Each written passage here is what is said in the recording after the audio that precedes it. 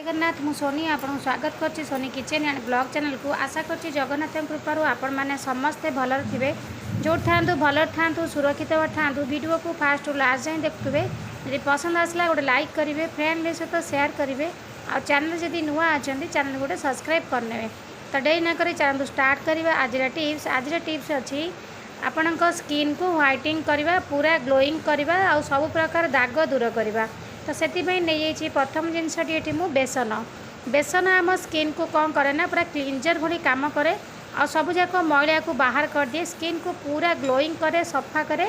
तो कौन सी दाग भी आपण मुहर रही। तो देखो ये नहीं गोटे चामच बेसन। तापर आम नहीं जा नेक्स्ट जिनसटा हूँ आमर गोटे चामच हलदी गुंड। हलदी गुंड आम स्किन को ग्लोइंग करता, दाग दूर करता।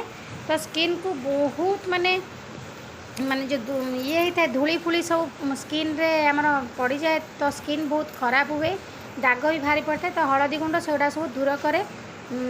हलदी गुंड मिसेक लगे द्वारा कौन हम ना आपण स्किन रे कौन सी इन्फेक्शन आबनी। तो देखो गोटे चामच हलदी गुंड ये नहीं गली। हलदी गुंड नहीं सारा पर आम ये गोटे चामच नहीं जा दही। देखो ये मुझे नहीं गोटे चामच दही। दही रे आम लैक्टिक एसिड थी आम स्किन को सी कौन करे ना दाग दूर करे, स्किन को ग्लोइंग करे और सब प्रकार माने प्रॉब्लम रु सुरक्षित रखी था आमको ये दही। तो देखो ये गोलैयापी मुझे नहीं गली छोट चामच रे 2 चामच दही।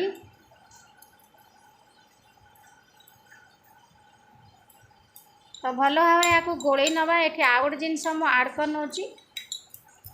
देखो ये मुझे नेक्स्ट जिनसटी नहीं जाइए महू। महू आम स्किन को कौन करे ना पूरा सॉफ्ट रखता है और बहुत स्किन को पूरा ग्लोइंग करे। तो से नहीं जातु गोटे चामच रे मुझे हाफ चामच महू नहीं गली। तो महू को भल भाव पकईकि मिसई नियंतु।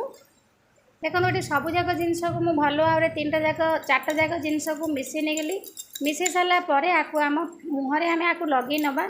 आपको आप लगातु आपण मुहर जेकोसी दाग थी खरार जदि सीझी जाइए कि मुह पूरा कला कला देखा जाऊ तो सब जाक प्रोब्लेम सल्व हो। तो सहित आपण स्किन पूरा ग्लोइंग कर कौन भी दाग आ बिल्कुल बाहर। तो आपको आप सप्ताह निहाती 3 थर 4 थर लगातु। डेली भी आपको यूज करेंगे। ये आपण स्किन किसी भी खराब हेनी। ये आपण स्किन बहुत गोटे बढ़िया माने रामबाण भली काम कर। तो मुझे आपन को मो हाथ में लगे देखे नौची। आप निजे देखु, देखिए मैंने सांगे सांगे रिजल्ट देखले आप जानीपारे केते सुंदर भाव में काम करुँची। ये मुझे जो बेसन नहीं सी आम स्किन को सफा करिया मली काढ़ा सहित पूरा क्लींजर भली काम कर। आम जब मसाज करवा तो बेसनटा आमर टे माने खदर खदर होगी पूरा क्लींजर भली काम करता है। तो देखो से मुझे बेसन को नहीं तो भल भाव आपको सब मिसई देली। मिसई सारापर यही भाव में लगे नियंतु। ये मु मसाज कर नौची टी हल्का हल्का करके आपण मुँह को मसाज करने। मसाज कर सारापर ये लगे सारिकी 5 ରୁ 10 मिनट ना 10 ରୁ 15 मिनट छाड़ी दिंतु सुखा लगी। सुखीगला ही आपण मुँह को आप भल भाव में धोई ने। यहीपरी भाव में करंतु देखिए आपण को माने मेकअप भी हवा पड़ोनी। आपण बिना मेकअप रे आपण मुँह बहुत सुंदर भाव में ग्लोइंग करिवो। आ ता सहित आपण को पार्लर जावाक पड़ोनी। जेकोसी बाहर को जेकोसी पार्टी फंक्शन को बाहर ता पूर्वर आपड़ यही भाव में लगातु। आपको कंटिन्यू डेली लगे पारे गाधला पूर्वर ना टाइम जदि नथिबो आपण सप्ताह को 3 ରୁ 4 थर आपको निश्चित भाव में लगे पारे। जहाँद्वारा कि आपणकर स्किन रो सब प्रोब्लेम से दूर करदेव। कौन सी दाग बाहर कि स्किन आपणकर मलिन देखा पूरा ग्लोइंग देखा।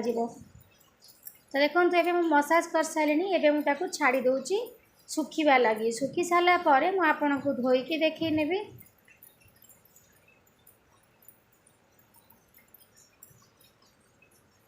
तो ये देखो मुझे लगे सारापर 15 मिनट रखी सारापर मो हाथ को भल भाव में धोई नहीं। आप ठीक यही भाव में आपणकर मुहर लगातु आ लगे मसाज करूँ। मसाज कर सारापर 15 मिनट छाड़ी धोई दिंतु। देखिए आपणकर फेस केते सुंदर भाव में ग्लोइंग करिवो। आ सप्ताह को आप 3 ରୁ 4 थर करूँ। टाइम नहेले भी आप टाइम बाहर करके निश्चित भाव में आपको प्रस्तुत करके लगातु। आपण पूरा ग्लोइंग स्किन पातु, ग्लोइंग फेस पातु।